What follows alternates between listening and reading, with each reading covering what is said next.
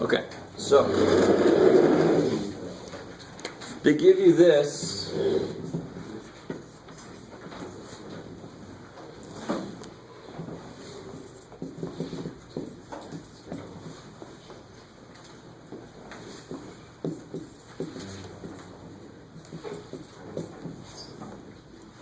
All right. Sure.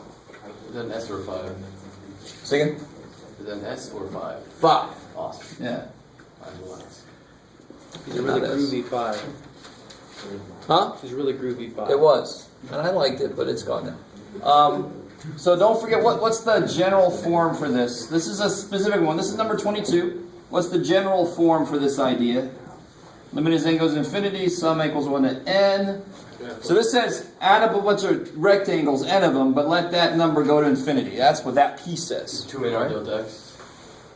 Yeah, that's probably got to be our delta x, right? That looks like b minus a over n. So is it 2 minus 0? So this is they kind of put it should be f times delta, but screw it. They said delta x times f xi. So what's xi? That stuff inside? 5 plus 2i. Yeah, one way to say it is it's this. Now your function could be x plus 5 to the 10th power. There's a couple of options you could do here. I don't know if you guys see what I'm saying. So f of xi, if xi is this whole thing, what's f of x? X to the 10th power? I know, exactly. So if xi is the whole thing inside, then f of x has to be x to the 10th power. Because then f of xi would be that. To the 10th power. But you could say f of x is x plus 5 to the 10th power. 5 is our a, correct? We don't know yet. We haven't figured out a and b. Well, a, yeah, that's implied. it depends on which way you define it. So if you say, and I don't know if I want to really make this, because you could say f of x is 5 plus x to the 10th power. And then what's xi? Xi would be 2im, 2i over n. which would make a 0. Exactly. So it depends on the way you define it. Doesn't matter. Doesn't matter. You have, in fact, you could do anything in between. You could say f of x is 4 plus x to the 10th power, and then this would be 1 plus j. You got a lot of little stupid things you could do, right? But they're all valid answers. But if we go with the slightly more straightforward way, right? Then you're right. Remember what xi is. Let me give you guys this handout. This will help with this problem even. Real quick.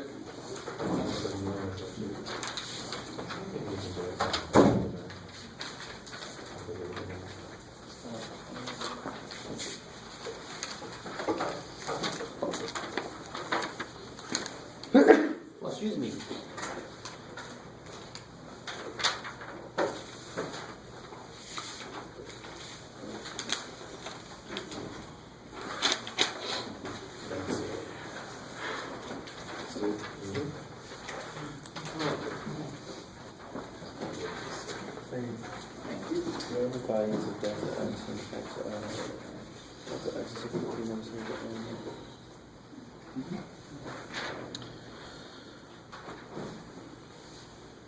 So this process will work if you're given specific situation where you have like 6 rectangles after you use. You still use the same process. It's just it looks a lot worse when you try to let the rectangles go to infinity, of course, because it's very difficult to visualize that. It's very easy to visualize 6 rectangles. So the example I give you is more like an example that's a little more open. It says let the number of rectangles go to infinity. The only thing you have to do, of course, if you want to use it for specific, is just take the limit out. Don't let n go to infinity. Let n be 6 if they want 6 rectangles. So this process still holds. But we can kind of use this to figure stuff out here. We know this setup, but I know that xi is a plus I delta x, which only makes sense because how do I get to each input that I want to use? I start at where I start at, and then I take 1 step, and then I take 2 steps. And every step is this big. So obviously delta x is kind of reconfirmed 2 over n, right? Because that's my delta x times I. So that confirms that delta x is 2 over n. A, considering how I've decided to look at this, A must be 5. which means b must be, -3. Oh, it would be 8. how to get 2? You do b minus a, right? So if a is 5, b must be 7. So I've got a is 5, b is 7. That's where the 2 came from. You guys with me? Because delta x is b minus a over n. Right, so I figured out what a is, so then I automatically know what b is, because I know how far apart they are. They're 2 apart. Cool. So we basically everything. We know the function is x to the 10th. We know that we're finding the area under that function between 5 and 7. And that's really all you need to tell them. That's what they want to know. How we doing? So that a problem is, the reason this is a little difficult is because they have one that's already set up, and you got to figure out what the hell, why somebody set it up the way they did. That's backwards from what we're used to. Yeah. How did you find b one more time? I know that this is delta x. And again, how do I know that's delta x? Because it's in the right place. Right. Right, this has got to be the f because it's got this 10 power in. It's got to be the f part, the function. So this has got to be delta x. And I know that delta x is b minus a over n. But I know that a is 5. Oh, I see. And I know that delta x is 2 over n. So then b must be 7. That's where that 2 came from. So this kind of problem is really just saying, if you know this thing frontwards and backwards, then you know this thing. And you see this kind of problem a lot. Given this setup, how the hell did they get there? If you can tell me, then you know what the hell's going on. Because you know it frontwards and backwards. Okay. Anything else? Is that cool? I think that's all I wanted there. Determine the region whose area is equal to the given limit. So you'd say the region under x to the 10th between 5 and 7. That's it. That would be what this area is equivalent to. I like Only it. between 5 and 7? Oh, because those are in the okay. Because we figured out those are our limits. I see. I remember trying. Okay.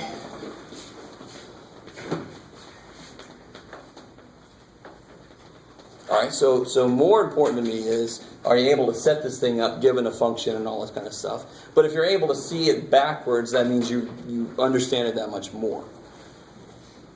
Anything else from homework? Yes? No, I was just saying, did we only go up to 5.2 yesterday? Or Yeah, we got to 5.2. We haven't fully finished 5.2, but some of 5.2 bleeds into 5.3, so we're going to do all that today. Is there anything else from homework? We're about to go to a melting pot of fives. What's the matter? So we're about to go to a melting pot of fives. Oh, okay. I said you had to be at the melting pot at 5. I don't like you're late, dude. So let's take a look at this handout real quick. Melting pot. Yeah. Fondue place. Yeah. Yeah, you go there about once every 2 months because your paycheck takes a hit. So look at the example I give. Given the function 4x, and I want to find the area under that curve from 2 to 5. So that we could do geometrically no problem, really, because it's just a triangle that's got a piece of it cut off. If you guys can see that. So if I drew this thing, it would be from, so 4x, 2, it's 8, at 5, it's 20. So if I just find the, oops, that's good, Jeff. So if I just find the area of the whole triangle minus the little triangle, I get the area under there. So when you have a nice geometrical figure, when you have a nice straight line, just use geometry. What the hell, right? Or you can even just do it more directly. That's a trapezoid, ooh, and all that kind of stuff. But we're not going to do it. We're going to do calculus-wise, and we're actually going to find not an approximation for it. We're going to find the exact area by letting our rectangles go to infinity. So we get infinite resolution.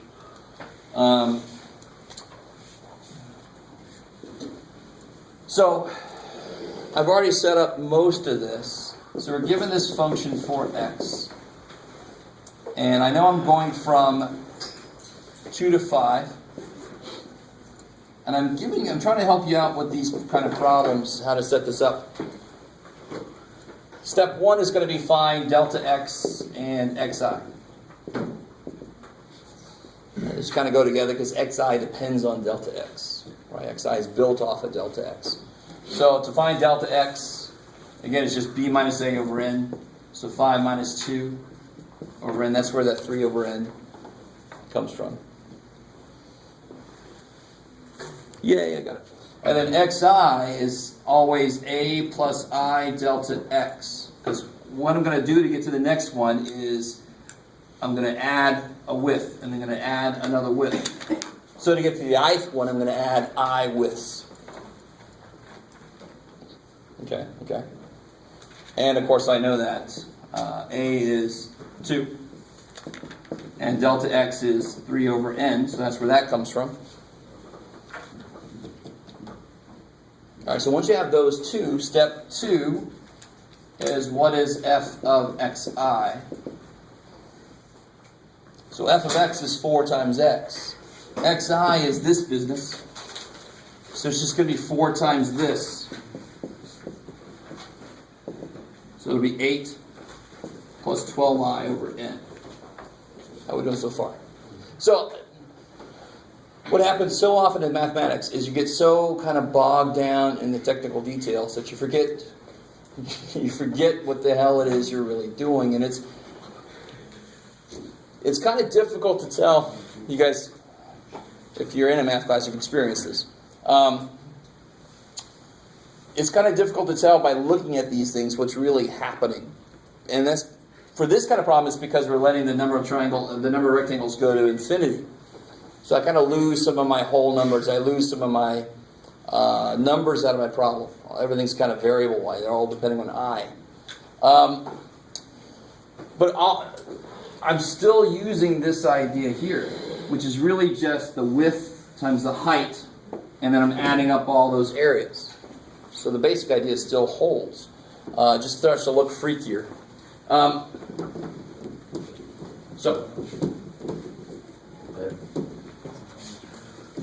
And the bigger idea here is I have this expression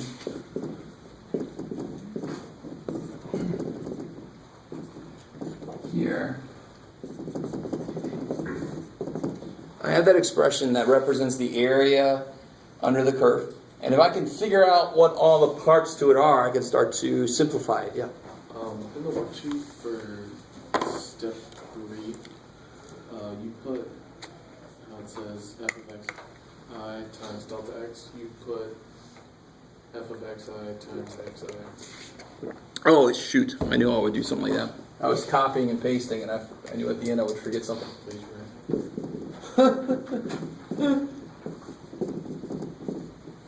So f of xi is 8 plus 12i over n. Delta x is 3 over n.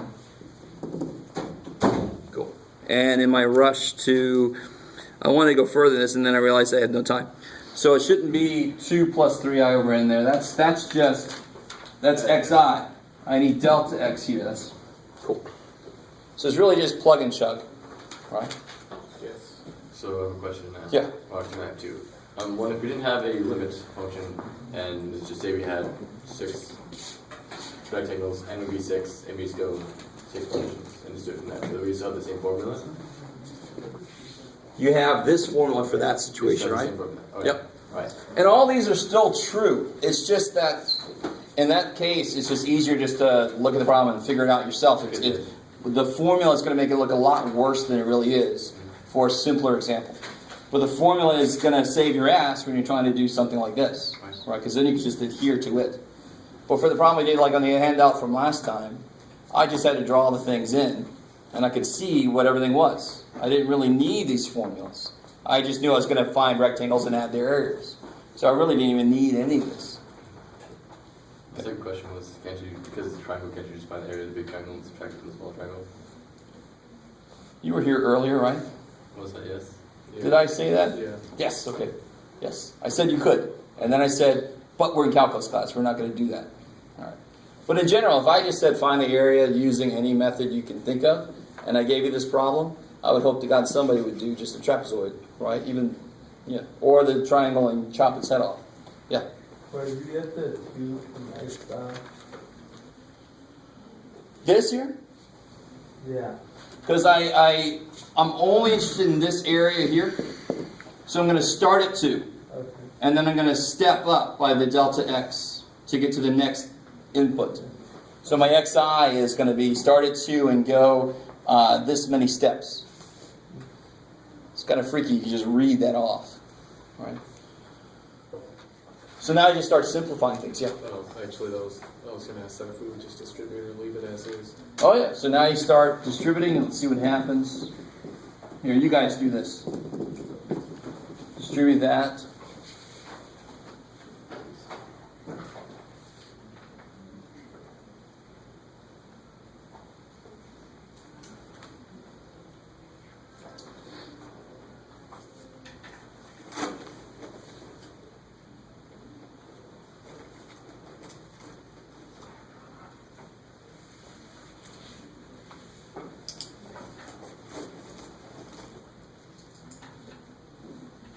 So we didn't see one like this the other day. We did one that went from 0.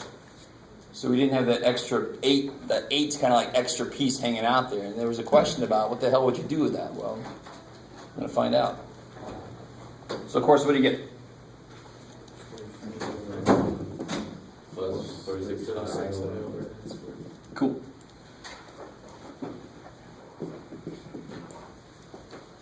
So what you do is you split that summation up. So the summation itself is what's called a linear operator. It can do something that looks like its distribution. Because if I'm summing up a bunch of sums, I can sum these up and then add it to the sum of these. So it looks like it distributes. Does that make sense? I'm adding a bunch of stuff up. Who cares how I add them up? And it's going to make it a lot easier to deal with one sum and another sum separately. So I can do limit, it goes to infinity, the sum of the first piece plus the sum of the next piece. In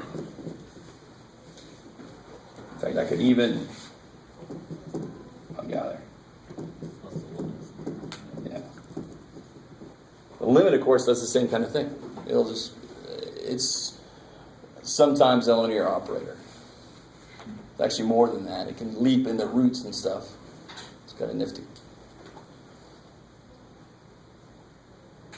So this is the part that's new to us. This is the part that we're not really used to. We're not as confident with. Because you don't really get to play around with summations too much. I mean, you did a little bit in pre-calc, hopefully. But that's not enough to really know how to use them wherever the hell they're going to show up. But I'm hoping it makes sense. This is just a sum. So, of course, and what's the only thing that I cannot take out of this sum? I. Because I is the variable in there, right? Where is n the variable? And the limit. So I could take 24 over n out, but I couldn't take it way the hell out there. Does that make sense? Because it's supposed to let n go to infinity. You can't jump over that and say, no, I don't want to. How we doing? So the 24 over n, I can say this is the limit. N goes to infinity. 24 over n. What's left inside? 1. I like it. Cool. Plus, how are we doing so far? Yeah. Yes, sir. That's the same one that on the sheet, right? Yes. Why is it at the bottom 2 plus? Oh yeah, because at the very end I just decided to go insane. So it should say this there. Oh, okay. Yeah. I think I was cutting and pasting and editing and then I just forgot to Yeah, I edit. was like, where'd you get that from? That's cool. I put the equal side. Okay. Yeah. Awesome. I made it in the last 5 minutes before class. And then here, what's the only thing that I can't take out of there, of course? The I. So I can take the limit, n goes to infinity, 36 over n squared. I really don't need that parenthesis, but oh well. I'm just going to keep them in there.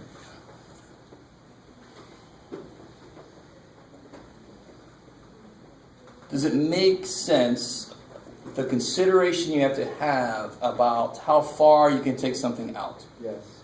You know, the I can't escape the sum, because that's what the sum's all about, letting I go from 1 to something. So the I can't come out of there. It's being affected by that thing. And the n can't come out of here, because it's being affected by the limit. that idea of what you're allowed to take out of something and not is going to become very important when we get to integrals themselves. And it's because integrals are built off of this. They should have the same kind of problem. So this is where it becomes very important for those, the rules we know for those. Let me write this up here.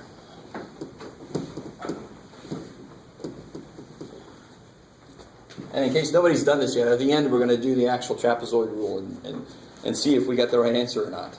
Right? Okay. So I've got what's the sum of 1 from 1 to n? 1. Oh, It's not 1. If you sum up 1 n times, you're going to get n. There you go.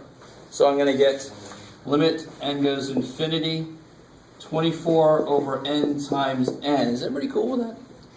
The sum of c from 1 to n is nc. If you think about it, just, oh yeah, if you add nC's, you're going to get nc. Okay. What happens over here? We know a rule here. This is that urban legend. If you weren't here, you're like, what? Urban? So that's the Gauss thing, and they're trying to shut him up, and he came up with the whole thing. Who remembers or is looking it up right now? N times n plus 1 over 2. I like it. Pretty much what's always going to, not pretty much, but what will always happen here is you'll be in a pre-calculus limit situation when you get here. Once you apply your summation rules that we know, you can just think of this down here. It's really damn easy. The ends cancel. So you get, this is 24. And over here, the limit of this is sort of, but the limit as n goes infinity of n squared plus stuff over n squared is 1. Because the ratio is the same. I'm not talking about the 2, I'm just talking about these here. So n times n plus 1 over n squared. It'll be n squared plus n over n squared. The degrees are the same. It's the ratio of coefficients.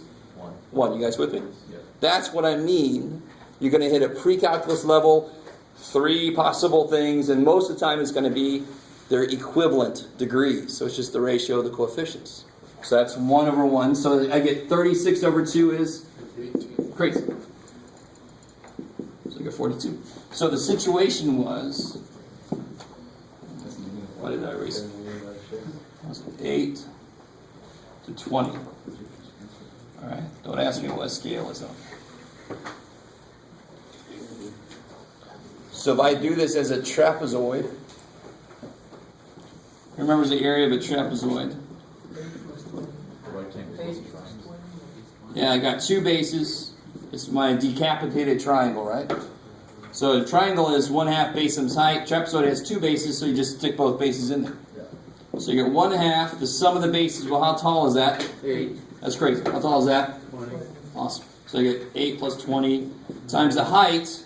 The height meaning from between the parallel sides, right? So that, of course, is 3. Is that cool? So you get half of 28 is 14. 14 times 3 is 42.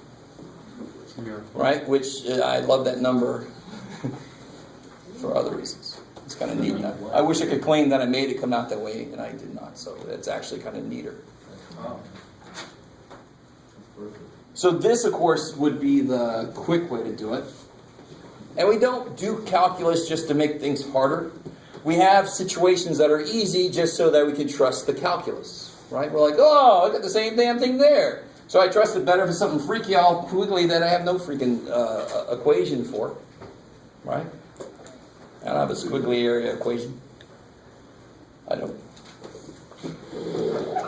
Okay, maybe.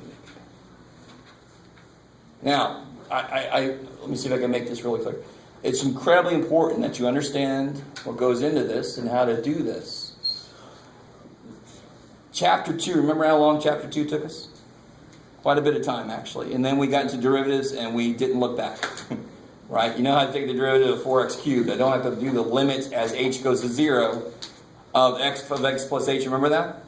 So that's basically, this is that thing's equivalent for integrals, is this process. So I want you to go through this to see what goes into it, but we're very, very, very soon, because there's not much time left, going to not look back. We're going to just jump right into what integrals are. So I want this to exist on its own. This is finding the area. Any questions on this process? Hopefully the handout helps out, especially if you cross off the part that I miscopied. Yes? Is that just a 20 or? 20. Oh yeah, it's a 20. Because it's the output at 5 is 20. Because this is 4x. Yeah. Okay, cool. So what I want to do is, the last part of section 5.2 kind of leads into 5.3. And the last part of 5.2 does is it introduces some better notation. Because this is just a little bit heinous. We need something better to represent this idea of finding areas. There should be a way to truncate this, because I'm always going to do this. Right? I'm always going to do that first part. So can't we, math is all about consolidating ideas into less symbols. So I'm going to replace this with, you guys all right? I'm fine. All right. All right. We're going to replace that with, and this is true, the letter S, because this is an infinite sum, but I'm just going to kind of elongate it and make it something new. So that's where this symbol comes from, is it's an elongated S. All right, so I don't know, have you guys seen it? I'm sure you've looked ahead or have seen this before somewhere. This is the integration symbol. It's in the book. Yeah. Oh, there you go. It's in the book. But, I don't want to make too many assumptions. Now, here's this idea. If I'm letting the number of rectangles, I've said this before, but I want to make this really clear. Does it matter if I use midpoints, left points, right endpoints? Does it matter if I'm letting my rectangles go to infinity? Not really. No, because I'm getting fewer and fewer and fewer choices. In fact, in the limit, if I let my rectangles go to infinity, the right endpoint and the left endpoint are the same damn thing, right? So I get one choice. So I'm not going to have my little xi there. I'm going to have just x, because I'm not going to miss any x's.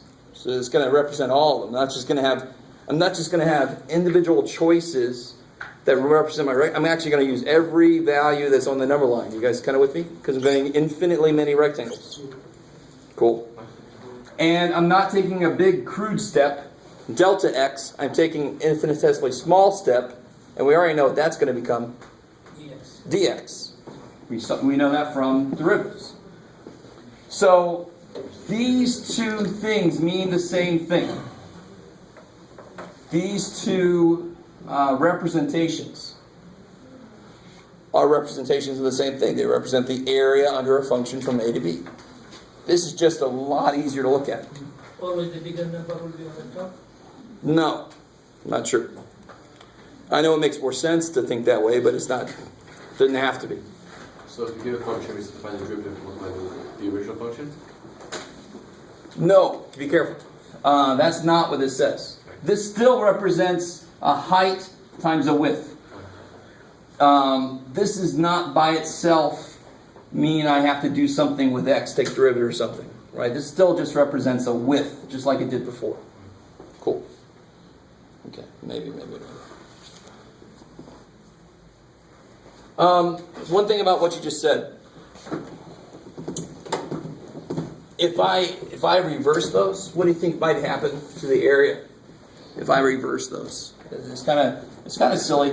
If I wanted the area of this, let's say, what the hell?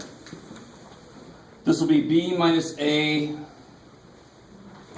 You lose area because if they're negative, right? So the area from A to B of 4 would be 4 times B minus A. Is that, by itself, is that cool? Sure. You guys see that? Yeah.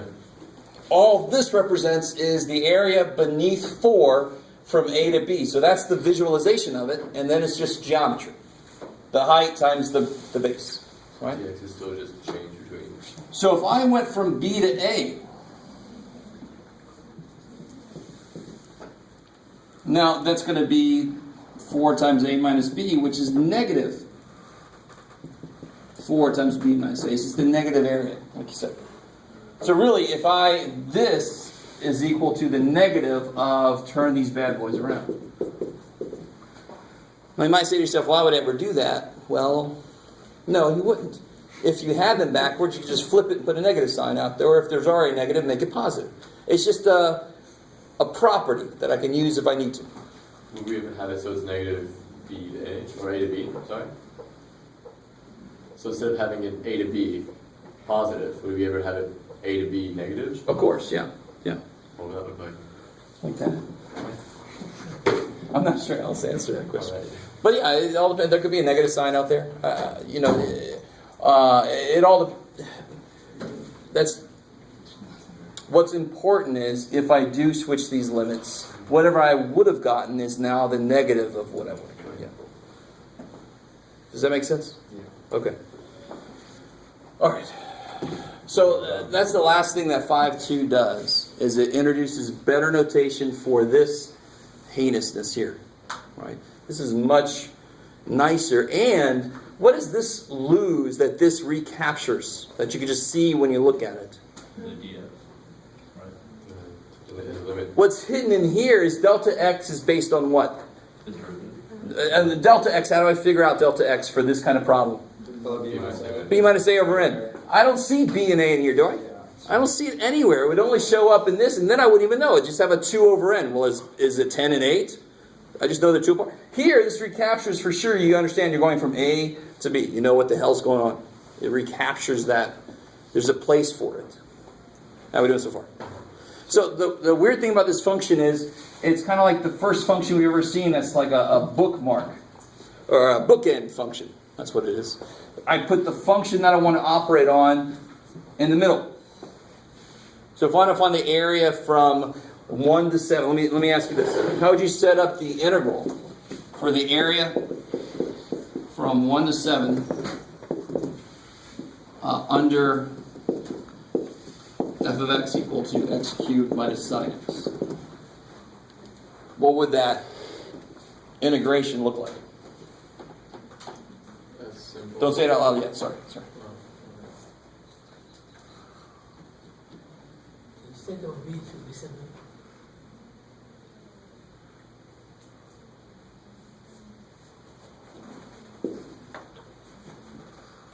Okay, so what you got? Yeah, that's the most. I guess that would be 1 and then 7. The original x. Yeah. The x cubed minus sine x times 6. Yeah. So to tell you, I want to make this really clear right now. This does still mean, in a sense, the width, but what it ends up really representing is just the variable that I'm integrating with respect to. So if it was dy, I'd end up with an expression with y's in it. Right? My variable in that integral would be y. All the other things would not be variables. Sort of like d is sort of like Leibniz notation for d by dy, d by dx. So you know what you're taking the derivative with respect to. So that kind of acts in the same manner. So we really didn't do anything new today besides introduce the symbol, because this, if I wanted to write this that way, I'd lose this information, right? It'd be kind of stuck and hidden in the delta x. So that's really the only new thing we've done so far is introduce this notation. All right, and this is going to rule our lives for the rest of the semester, basically, is this type of thing. Yeah? Could we ever distribute the dx, like, since it's 6? You could. I mean, this thing has a lot of properties besides, if I flip this, it's the negative. Another property this has is it is it's sort of linear. It'll distribute across plus and minus. So, and that kind of makes sense. If this represents the area under this, couldn't you take the area under this this and subtract the area under this? I mean, wouldn't that do the same thing? I don't know if you guys see that yet or not. And that's all we need is technically. So in a sense, this does kind of distribute, but then you could rewrite this as 17x cubed dx minus 1 to 7 sine x dx. Those represent the same area. Yeah. So the math makes perfect sense. I still don't quite get why an x. Oh, this here? Because of the sun. I mean, the whole idea here is I'm adding an infinite number of rectangles. Okay, I see. Yeah. So over here with this rectangle problem, you have your dx represented by b minus a. So is it incorrect to have a 6 in the place of that? For that? Oh, all right. So I want to be really careful. This is not here because of this. Okay. So I'm glad you said that because that's not why it's there. It's just that as I move along, Oh, you're showing it's equivalent. exactly, this asks you what's the area under 4 as I move along the x-axis between, I don't know why I put B. Oh, yes, right. I was turning it around. Between A and B, right? Yeah, I showed you the negative one. So if just looking at the picture, I can see that that's 4 times Just there. B minus A. Okay. Cool. So that's a really good point. I mean, that's why I just said what I said. This actually doesn't end up showing up here in the answer, whatever the here the answer is going to be weird. It doesn't end up showing up in the answer, but it is related to what this is in a way. It's as I move along that axis. That's kind of like how it's changing. Okay, cool.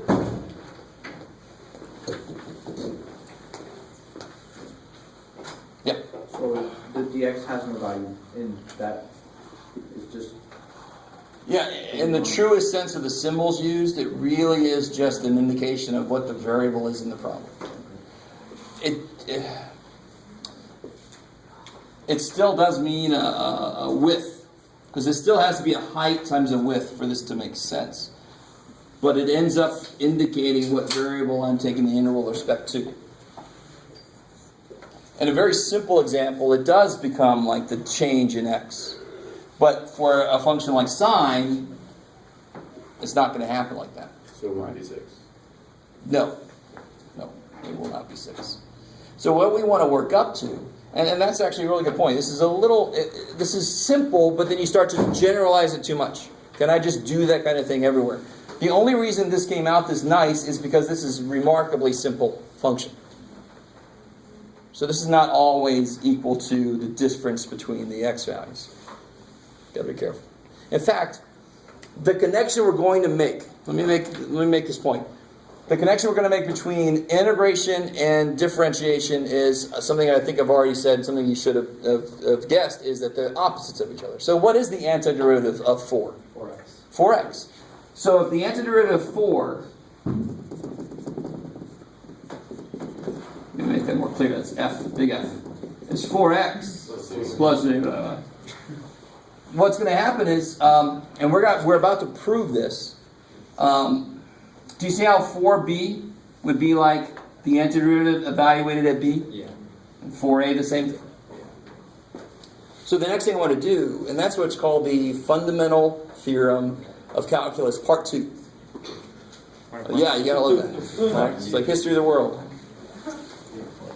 You only had the part 1 here, right? Yeah. So dx isn't actually more like taking the derivative of that. No, it definitely doesn't. It just Yeah. means the change in x. It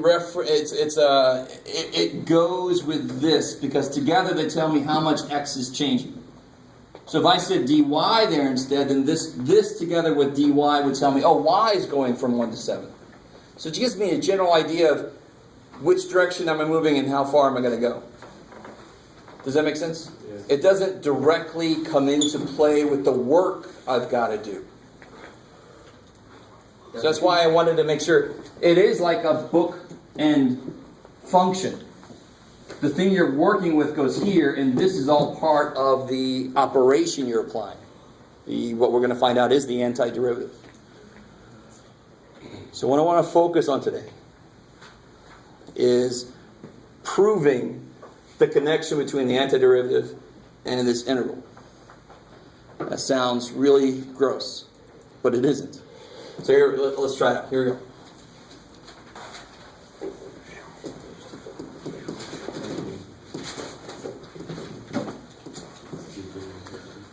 So, the first thing I want to do, let me come back real quick to this example we had a second ago. If I said this, real quick, can you draw that situation for me? It's the same situation we just had, just a little more specific, right? In fact, let me do this. Make that a 0, just to make it a little bit easier to talk about here in a second. A quick question, what would that symbol be called? That S? As an integration symbol. Integration. Yeah. So the idea of an antiderivative stands on its own. Then we link it to the idea of areas. And then we call that altogether integrating something. It's because we don't know how many, or what the function is. Do we just kind of assume it's like the sequence or the sum of the thing? Earlier we only had the 1. I do know what the function is. Oh, we do. In this problem, what is the function we're using? Y equals 4. 4. Oh, Yeah. okay. Because it's in between those bookends, right? Right, I got So to draw this, it would just be from 0 to 2 On a 5. under 4. Yeah, so it'd just be this Gotcha. rectangle. All right, and of course that area is 8. I love it, right? Because this is 2 and this is 4, so it's 8. So, but what if I want to go from 0 to 3? I don't want to go to 2, I want to go to 3. So that would be 12. What if I want to go from 0 to just something? Let me call it T for right now. 14. Interesting. So that's sort of getting really close to the idea. And it's not perfect either, because I already said earlier, this is way too simple of a function. We can't trust what comes out of it. But this seems to be, this is what we were saying earlier, this looks like 4x in a way. So, yeah. So the dx is just the difference between 0 and wherever you're going, or? Yes, but once you move to this, and remember, this symbol is hiding that sum and that limit part. That's really this limit of the sums. So there's a lot kind of hidden in this. So this ends up really just telling me which axis I'm working with. Does that make sense by itself? And it even tells me more than that, but we'll just keep it right there for now. Yeah. So if it was between like 2 and 3, it would just be 4, since it'd be the difference between 3 and 2. Exactly, I love it. But that's not the step I want to go. So you can do this thing to death, right? But this last thing we did is the most interesting thing up here. Anytime you take it from a specific to a general, you tell me what t you want, you just multiply the damn thing by 4, because I'm starting at 0, right? Okay, how we doing? Okay, so I want to do this. I want to define a function, g of x, to be the area under a curve from 0 up to some point x. So this is the first time we've ever done this kind of thing. This is very strange. So I don't blame you if it's freaky as hell. It's under like a curve. And actually, let me be more general.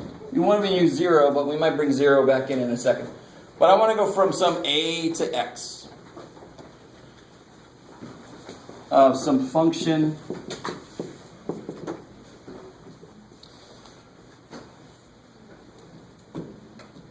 Now I can't use x in here also. Can that make sense? Yeah. X has to represent a single thing throughout a function. If I make x 7, it's got to be 7 everywhere. This has to be a function that depends on its variable, and its variable should be whatever the hell it wants to be. So, here's the part that's weird. This guy is a function that exists already. Right? So there's some function f. I'm going to call its input variable t just because I want to here. And it does all this weird shit it wants to do. Right?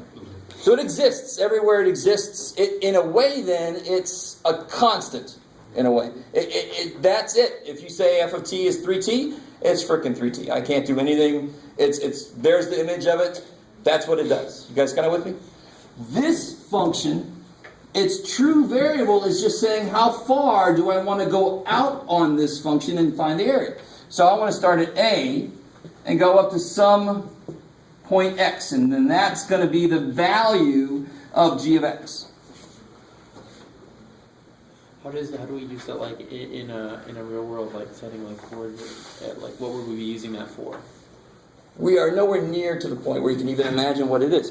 And I totally understand. We are trying to set up the connection between areas and antiderivatives. That's all we're trying to do right now. I really want you guys to realize that at the outset. I want to be completely honest with you. That's what we're trying to do.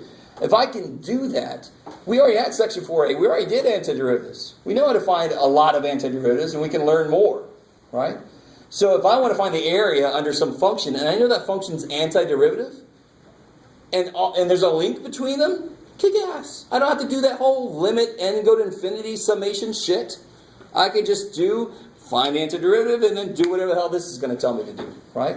Do you see? Yeah. And then it's insane. The minute you learn differentiation and integration and you go a little bit further, you're like, how the hell did I exist? How did anything exist before I knew derivatives and integrals? You must trust me on this. They will be everywhere. And you're like, you couldn't do anything. Everything you've done before has had to been simplified so much that you didn't realize you were missing something. Trust me. So I'd like to tell people, especially once they're in Math 180, I don't like to tell people too much before that this is where math starts. Math starts in Math 180. We would call everything you've been doing before, in grad school we call, like in physics, we call certain things prenatal courses. You have not been born yet. You have now been born, and you will now go on and do stuff with it, right? You haven't even learned to walk yet. Don't they use that to figure out the force of the heart, energy from the heart? You could, I don't even start. If I taught physics, I'm not sure how I could teach physics without using calculus. And there's a lot of physics out there that doesn't use calculus. And what you have to do is oversimplify everything. Calculus allows things to vary that you couldn't allow to vary. All of medicine is done with algebra-based physics, isn't it? I wouldn't say all of it. No, I wouldn't go anywhere near it. Doctors don't take calculus-based physics. I don't know what the hell. I know the doctors I used to work with, they forgot all their calculus. Of course, I'm like, if you can save my life, that's all I care about. I need to be freaking able to integrate something, just save me. But don't get me wrong, I mean, where this comes into play is in the theory side of anything. So once you do the theory of something and you work out, you can make it simplified for on the job. That happens all the damn time. You have surveyors doing trigonometric stuff, but they find the simplified versions of stuff so they can use it on the job. And I'm not saying it's approximations. I'm just saying it's a quicker way to do specific things in specific situations. You with me? If you know this, you can do any damn situation. You don't have to be in a certain situation. I'm in a different situation. Can you tell me what the hell to do now? No, screw that. You just use this. And you figure it out yourself. That's way too general right now for you to even understand what I'm talking about. But I can't really be much more. We haven't even learned this yet. So how could I talk about it? All right. You guys kind of see. So here, if I said g of x was 0 to x 4 dx, then it would be, 4dt, sorry. Then it would be 4x, right? Yes. So that function, this is a function that represents the area under there from this to this. So it's the book calls it the area so far function, whatever. So if you start at A and you go this far, it's the area you've gotten so far. Now to be honest, you can go that way too, and then you're going to get negative stuff. And of course your function could dip underneath and you get negative stuff that way too. But we don't care. Negatives we can handle. So why am I saying all this weird shit? Because once I've got this set up, I can get a relationship between the derivative. I can actually figure out what the derivative of this is. And this is where you guys are all like, whatever. Just stop standing up there telling me what I'm thinking right now. Just do it. Okay. It's just in your brain. It's weird. So here's what I want you guys to understand. How do we figure out derivatives? What did I say earlier? To do derivatives, we have a point that we want to slope, and what do? Bring the other point. Let's We go a little bit further away. We go to what point? This is x. We go to x. Where do we go? We go to x plus h. Right? Remember that? F of x plus h minus x. So, to find the derivative, all I need to do is figure out how much is this area changing as I move a little bit on the x-axis. It's the rate of change of the function, right? So if I can figure out, if I move just a little bit on the x-axis, come over here, how much does this area change by? So I've overstated that, right? We want h to be small, but we're going to deal with that. H is going to get stupid small, so we're just going to realize that. Now, what function is this? F of t, thank you. And this is where things get really, really weird, because you start to... G is the area under f of t. You with me? And trust me, it's very easy to flip those around. So, what is this? This is g of x, right? It's the area from a up to x. So what is this? G of x plus h. So if I want to find a derivative, I want to find out how much the thing changes by going a little bit further on the x-axis, right? That's the idea. How much will it change? So that would be this area here, right? That's the amount of change. So how do I find that area? G of x plus h minus g x. All right, so one way I could do it is g of x plus h minus g of x. That obviously would be that little bit of area there. Is everybody with me? Yeah. All right. So on one level, just don't even think this is calculus. We're just saying, take that, subtract that, you get that much. Right? Cut the cookie. And I get this little bit of dough left over. Now, if I want to talk directly about what this is, remembering that I'm letting h go to 0. How wide is this? H. It's h wide. Yes. So this would equal the area of this, right? So the area that's going to be h times its height. And why are we letting h go to 0 again? Just to, How do we always find the derivative? I want to see if in fact, I think at one point, remember when we talked about the volume, let me think, the area of a circle? And if I change the r by just a little bit, how much does the area change by? A circumference amount. That's why the derivative of the area is the circumference. And that's actually a really good idea to explain what the hell's going on here. Remember, we did talk about this at one point. The derivative of the area, for some weird reason, turns out to be the circumference, right? We've looked at that before. If you don't remember, there it is. And that's because if I let r get just a little tiny bit bigger, I'm going to end up, my area is going to increase by that much. And how much is that much? It's exactly the circumference. Because how much did I actually move out? Such a small amount that it is actually like putting a very thin layer of tape on there. So the area is a little tiny bit bigger, exactly by this much bigger. Okay. So we're doing the same damn thing here. We're saying this is what the area was. If I step out a little bit, this is what the area now is. It changed by this much. So how much is that much? H. That's going to be H. related to the derivative. So it's h wide. How tall is it? Remember, I'm letting h go to 0, so I'm approaching. F of t. Right? Or f of x. Yeah, I'm approaching.